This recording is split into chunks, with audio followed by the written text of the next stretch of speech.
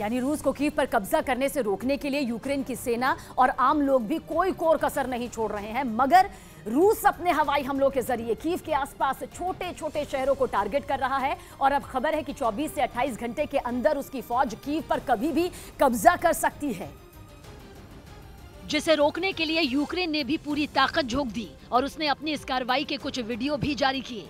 इनमें एक वीडियो में देखा कि कीव की ओर तेजी से बढ़ रहे रूस के टैंकों को यूक्रेन ने अपने हमले में तबाह कर दिया।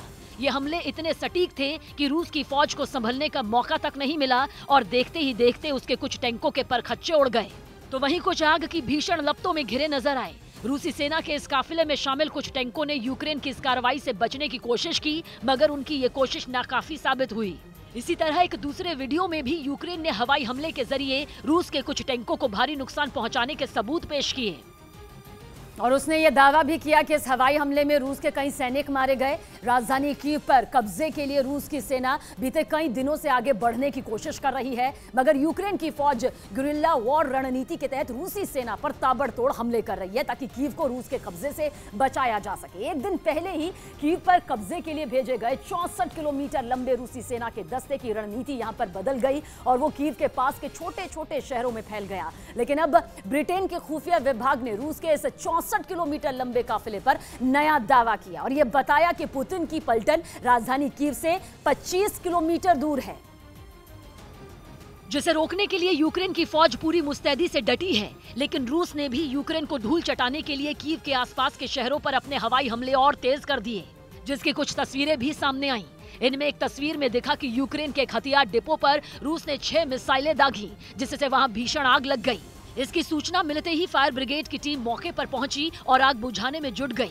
कमोवेश कुछ ऐसी ही तस्वीर एक दूसरे इलाके से भी सामने आई। वहां रूस के हमले में अनाज का एक गोदाम जलकर राख हो गया। रूस के इन हमलों पर कीव के मेयर का गुस्सा 7वें आसमान पर पहुंच गया और उन्होंने रूस को कीव से दूर रहने की चेतावनी दे दी। міст України хочу привернути увагу міжнародних організацій। हालांकि रूस के इन हवाई हमलों में किसी के मारे जाने की खबर नहीं।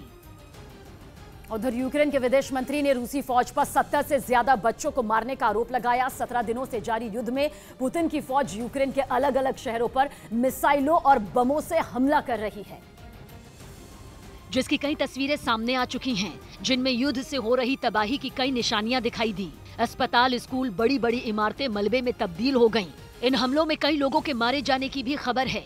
यूक्रेन का तो ये दावा है कि अब तक रूसी हमले में 70 से ज्यादा बच्चों की मौत हो चुकी है। इस दावे से जुड़ा एक वीडियो भी जारी किया गया, जिसमें यूक्रेन का एक सैनिक जख्मी बच्चे को अपनी गोद में उठाए नजर आया।